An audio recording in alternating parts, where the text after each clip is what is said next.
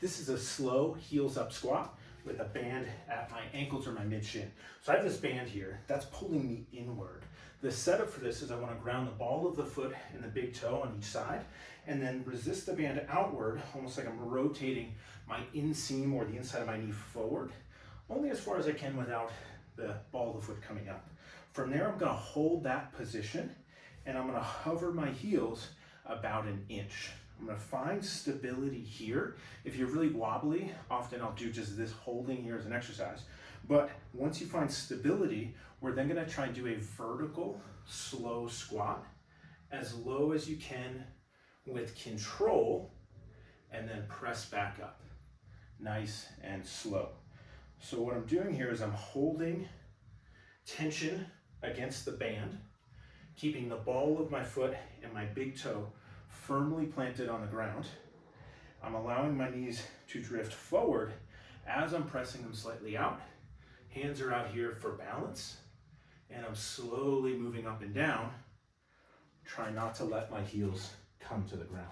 So for a show from the side, I'm going to resist the band, ball the foot, big toe on the ground, lift up, find my balance, hands on the wall or hands in front, and then I'm going to slowly come down as vertical as I can and slowly press back up. So a couple keys here. One is if you find yourself going really horizontal, that might mean we're having trouble accessing the hips or the knees. And so you kind of get something in front of you to help with more of a vertical pattern in this movement, which is more of what we're going for. Then as we drop down, a few things that I don't want to happen. One is if you do get low, I don't want the low back to round, and usually that would look like kind of collapsing at the bottom here. So when we're going slow, we're trying to feel what is moving and have only as low as we can without the low back getting too involved. Then at my foot, ankle, knees, up into the hips, I want to keep about 80% of my weight over the big toe. That's where a lot of our power and stability comes from.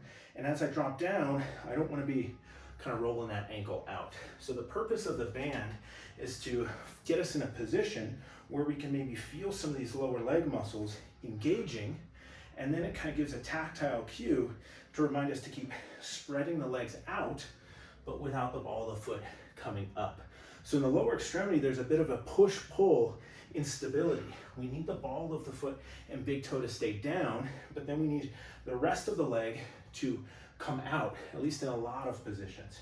And so I'm trying to keep this down, which is down and in, while this is going out, and that winds up and uses some of our rotational muscles in the hip, the lower leg, and the foot, and then really kind of gets things activated.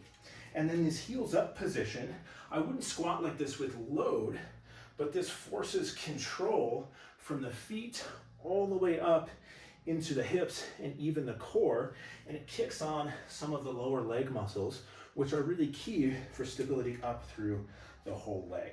So this one is slow and controlled, unweighted or with really light weight, and we're trying to feel that stability from the ground all the way through the hips, controlling all of these little wobbles.